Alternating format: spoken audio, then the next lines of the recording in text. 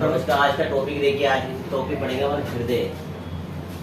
नया टॉपिक पढ़ेंगे आज हृदय। हृदय हार्ट दो चार चीज आपको मुख्यतः पता होना चाहिए। हृदय क्या होता है? मायोजेनिक होता है। मायोजेनिक हृदय मायोजेनिक होता है। दूसरा आपको ये पता होना चाहिए, हृदय की जांच ईसीजी से की जाती है, जबकि मस्तिष्क की जांच ईईजी से की जाती है। हृदय की बात करें अपन तो हृदय कहाँ पर स्थित होता है? हम बात करें हृदय की तो हृदय जो हमारे बाएं फेफड़े के मध्य में वहाँ में दबा होता है, इसीलिए कहा जाता है हृदय बाएं भाग में बाएं फेफड़े के मध्य होता है, इसीलिए बार बार कहते हैं दिल तो बच्चा है जी। फिर बात करें, हृदय एक अनैच्छिक अंग होता है। हृदय एक अनैच्छिक अंग माना जाता है। हृदय का भार कितना होता है? 280 से लेकर 300 ग्राम हृदय का भार माना जाता है।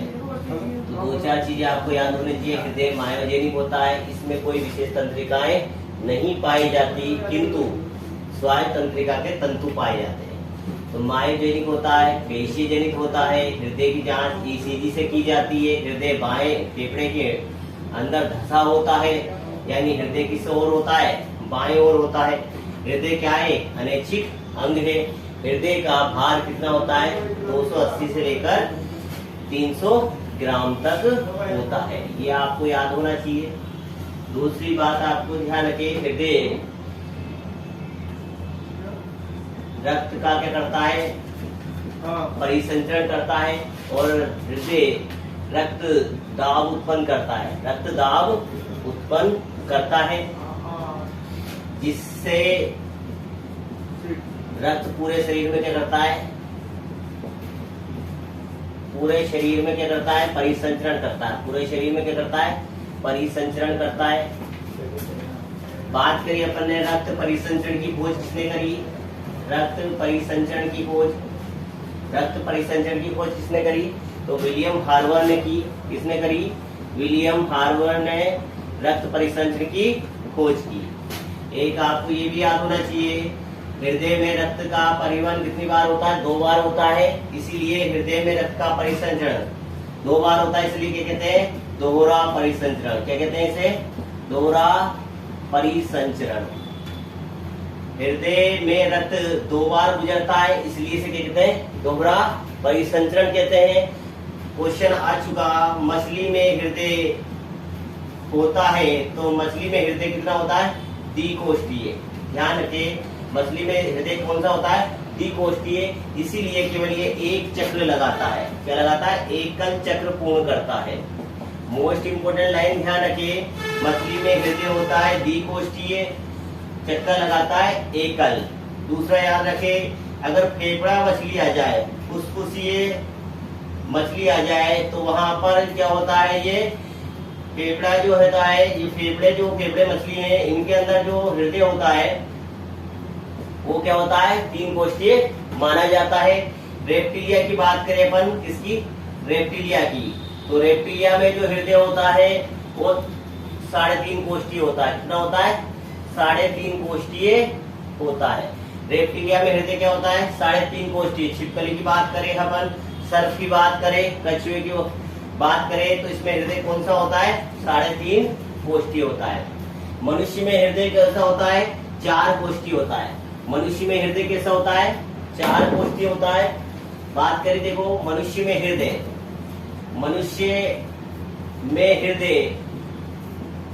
4 कोष्ठीय होता है। कैसा होता है? 4 कोष्ठीय माना जाता है। 2 आलिंद और 2 नीले पाए जाते हैं। आलिंद व नीले, 2 आलिंद और 2 नीले पाए जाते हैं। यानी कितने चेंबर होते हैं? टोटल 4 चेंबर होते हैं। कितने चेंबर होते हैं? 4 चेम्बर हृदय के अंदर माने जाते हैं। अब बात करिए अपन ने हृदय की, कि हृदय में रक्त का परिसंचरण होता है और हृदय रक्त को दाब देता है और दाब की वजह से पूरे शरीर में रक्त चला जाता है। तो सामान्यतः आपसे पूछ ले कि 1 मिनट में कितनी बार हृदय स्पंदन होता है, 1 मिनट में हृदय स्पंदन दर कितनी होती है, तो हृदय स्पंदन दर कितनी बताई गई है, 72 से 78 बार। 72 से 78 बार हृदय स्पंदन दर बताई गई है। एक हार्ट बीट में कितना समय लगता है, एक हार्ट बीट में या एक हृदय चक्र में, या एक हृदय चक्र में कितना समय लगता है, तो लगता है 0.8 सेकेंड का। कितना लगता है, 0.8 सेकेंड का समय लगता है। 1 मिनट में रक्त का कितना रक्त दाब पंप होता है, 1 मिनट में हृदय कितना रक्त दाब पंप करता है तो आएगा लगभग 5.5 लीटर। कितना करता है, 5.5 लीटर। यानी पंप क्रिया द्वारा रक्त का जो भाव है वो कितना ला देता है, वो 5.5 लीटर रक्त को क्या कर देता है, एक स्थान से दूसरे स्थान पर परिवहन कर देता है। फिर बात करी हमने हृदय की, शिशु में जो हृदय होता है उसकी स्पंदन दर कितनी मानी गई है, शिशु में हृदय स्पंदन दर 140। छछूंदर की बात करें में हृदय स्पंदन कितनी मानी गई है, 600 से 800। हाथी बहल में हृदय स्पंदन यानी हार्ट बीट कितनी मानी गई है, 25 से 28। भ्रूणीय अवस्था में हृदय स्पंदन दर अधिक होती है 160। कब होती है, भ्रूणीय अवस्था में। कब होती है, भ्रूणीय अवस्था में। तो आपको जनरली शिशु स्पंदन दर सबसे अधिक स्पंदन दर किसकी होती है, छछूंदर की होती है। कितनी, 600 से 800 के मध्य। वहल और हाथी की जो हार्ट बीट होती है 25 से 28 के मध्य होती है। ये तो आपको सामान्य जानकारी आपको पता होनी चाहिए हृदय स्पंदन के बारे में। आप थोड़ा इसके डायग्राम से अपन देख लेते हैं हृदय के बारे में। हृदय की स्थिति आपको बताया है, हृदय किधर होता है, हृदय हमारा बाएं तरफ दबा होता है, जो बाएं फेफड़े के अंदर दबा होता है। हृदय हमेशा बाएं तरफ होगा पर सोचता हमेशा राइट में है, होता लेफ्ट में। देखिए हृदय के बारे में थोड़ा अपन डिक्लेयर जान लेते हैं इसके द्वारा।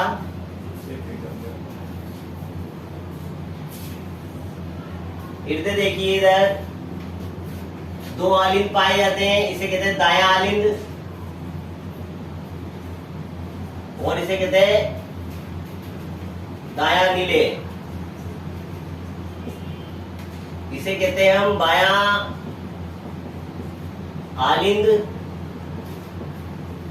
और बायां नीले। देखिए दाएं आलिंद और दाएं नीले के मध्य त्रिवलय कपाट पाए जाते हैं। क्या पाए जाते हैं, त्रिवलय कपाट, जिन्हें कहते हैं एंट्री वेंट्रिकुलर कपाट। एंट्री वेंट्रिकुलर कपाट कहते हैं। और इधर पाए जाते हैं द्विवलय, क्या पाए जाते हैं, द्विवलय, जिन्हें मिट्रल वाल्व कहते हैं। क्या कहते हैं, मिट्रल वाल्व कहते हैं। ध्यान रखिए अशुद्ध रक्त कहाँ आता है, मोस्ट इंपोर्टेंट क्वेश्चन। अशुद्ध रक्त, अशुद्ध का अर्थ होता है जिसमें O2 नहीं पाई जाती। ऐसा ब्लड कहाँ आता है, दाएं भाग में। कहाँ आता है, दाएं भाग में। और बाएं वाले भाग में कैसा आता है, शुद्ध। शुद्ध का अर्थ है O2 युक्त। अब देखिए सर्वप्रथम दाएं आलिंद के अंदर अशुद्ध रक्त आता है, अंगों से यहाँ तक आ जाएगा और जैसे ये संकुचित होगा सारा ब्लड कहाँ जाता है, नीले में। नीले से जो सिरा निकलती यहाँ से निकलेगी, जो धमनी वो कहाँ ले जाएगी, इसको फेफड़ों में। कहाँ ले जाएगी, फेफड़ों में। और फेफड़ों में क्या पाई जाती है, वायु कुपिका। क्या पाई जाती है, वायु कुपिका। और वायु कुपिका जब पाई जाती है वहां O2 और CO2 का क्या हो जाता है, आदान प्रदान। यहाँ से CO2 और O2 का क्या हो जाता है, आदान प्रदान, और ये O2 रक्त के साथ मिलकर क्या बना लेती है, ऑक्सी हीमोग्लोबिन। क्या बना लेती है, ऑक्सी हीमोग्लोबिन। अब ये ऑक्सी हीमोग्लोबिन वाला जो रक्त है वो कहाँ चल जाता है, फुसफुसी सिरा द्वारा ये चल जाता है बाएं भाग में। कहाँ चल जाता है, बाएं भाग में। ये O2 वाला ब्लड आ जाता है बाएं आलिंद में। जब बाएं आलिंद संकुचित होता है तो ढक्कन खुल जाते हैं, यानी कपाट खुल जाते हैं, और सारा ब्लड कहाँ आ जाता है, बाएं नीले में। कहाँ आ जाता है, बाएं नीले में। तो आपको एक तो मोस्ट इंपोर्टेंट लाइन याद रखनी है कि सबसे मजबूत दीवार और सबसे मजबूत भाग कौन सा होता है, बाएं नीले। सबसे अधिक बीपी कहाँ होता है, अधिक कहाँ होता है, बाएं नीले में। मजबूत दीवार किसकी होती है, बाएं नीले की मजबूत दीवार होती है। बीपी का मान कहाँ अधिक होता है, बाएं नीले में अधिक होता है। सबसे पहले जो स्विच चलाया जाता है, जैसे किसी भी कमरे की बात करें, लाइट चलाने की बात करें, तो सबसे पहले जो लाइट चलाई जाती है बटपुश किया जाता है, जिससे पूरा सिस्टम चलता है। तो यहाँ पर वो सिस्टम लगा होता है, इसे कहते हैं एसे नोड। एसे नोड जो है ये यहाँ पर गति निर्धारक माना जाता है, हृदय की गति निर्धारक। हृदय की गति निर्धारक, हृदय की गति निर्धारक वाला भाग ऐसे नोड कहलाता है। यहां से इलेक्ट्रॉन, यहां से इलेक्ट्रॉन पुरकिंजे के तंतु द्वारा, किसके द्वारा, पुरकिंजे, पुरकिंजे के तंतु द्वारा। ये तंतु ध्यान रखे स्वायत्त तंत्रिका के तंतु होते हैं। वैसे तो जनरली हृदय में कोई भी तंत्रिका तंत्र नहीं पाया जाता, क्योंकि हृदय मायोजेनिक होता है, पेशीय जनित होता है। लेकिन ध्यान रखें मोस्ट इंपोर्टेंट लाइन, स्वायत्त तंत्रिका के तंतु, स्वायत्त तंत्रिका के तंतु, ध्यान रखें मोस्ट इंपोर्टेंट लाइन, स्वायत्त तंत्रिका के जो तंतु होते हैं ये तंतु पुरकिंजे के तंतु कहलाते हैं। जो दाएं आलिंद से, जो दाएं आलिंद से इलेक्ट्रॉनों को कहाँ लाते हैं, बाएं नीले में। जब कभी भी हृदय कार्य करना कम कर देता है या छोड़ दिया जाता है उसको, तो पुश किया जाता है बार बार किस भाग को, दाएं आलिंद को, जहां से इलेक्ट्रॉन निकलते हैं, और ये इलेक्ट्रॉन किसको संकुचित करते हैं, बाएं नीले को। इस बाएं नीले जैसे खाली होता है तो यहाँ से जो ये शुद्ध रक्त आया है O2 वाला, ये O2 वाला रक्त कहाँ भेज दिया जाता है, अंगों में। कहाँ भेज दिया जाता है, अंगों में चला जाता है। कहाँ चला जाता है, अंगों के सभी भागों में पहुंच जाता है। इस प्रकार हृदय में रक्त 2 बार चक्कर लगाता है, इसीलिए इसे कहते हैं दोहरा परिसंचरण। क्या कहते हैं, दोहरा परिसंचरण। हृदय में रक्त 2 बार चक्कर लगाता है, इसीलिए क्या कहते हैं, इसे दोहरा परिसंचरण कहते हैं। तो एक साथ ही पुश होता है, दबेगा फिर फैलेगा। इस कंडीशन में कपाट बंद और खुलेंगे। इस ध्वनि को लब डब की ध्वनि कहते हैं। क्या कहते हैं, लब डब की ध्वनि। एक बार संकुचन और एक बार अनुशीतलन, यानी सिस्टोल और डायस्टोल का एक निश्चित क्रम हृदय स्पंदन कहलाता है। क्या कहलाता है, हृदय स्पंदन कहलाता है। एक ये आपको याद रखना है, लब डब की ध्वनि, जैसे ही आलिंद जो है संकुचित होंगे, फैलेंगे, सिकुड़ेंगे, उस कंडीशन में कपाट खुलेंगे और बंद होंगे, वो ध्वनि क्या कहलाएगी, लब डब की ध्वनि कहलाती है। पहली ध्वनि लब कहलाती है, दूसरे उसका जो भाग है वो क्या कहलाएगा, डब कहलाता है। आपने देखिए जैसे जैसे उम्र बढ़ेगी उस कंडीशन में इनका संकुचन बालों का कम हो जाता है, संकुचन पूरी तरह नहीं हो पाता और ये पूरी तरह बंद नहीं हो पाते। जब वाल्व जो है कपाट पूर्णतः बंद नहीं होते, कपाट पूर्णतः बंद नहीं होते, तो ब्लड नीचे रिसता जाता है, ब्लड नीचे रिसता जाता है, जैसे नल से पानी टपकता है वैसे। उस कंडीशन में एक ध्वनि उत्पन्न होती है और उस ध्वनि को क्या कहते हैं हम, कौन बताएगा, उस ध्वनि को कहते हैं हम मरमर की ध्वनि। किसकी ध्वनि, मरमर की ध्वनि कहते हैं। पूर्णतः कपाट बंद नहीं होते, उस कंडीशन में यहां से ब्लड रिसता जाता है। जैसे पानी, नल खराब हो जाता है सरकारी नल और पानी टप टप टप गिरता रहता है, वैसे ही ब्लड भी क्या है, नीचे धीरे धीरे आता रहता है। इसमें जो ध्वनि उत्पन्न होती है इसे कहते हैं मरमर की ध्वनि। आपने देखा होगा डॉक्टर कान में लीड लगाकर और आपके हृदय की स्पंदन दर को नापता है, देखता है। इसे कहते हैं हम स्टेथोस्कोप।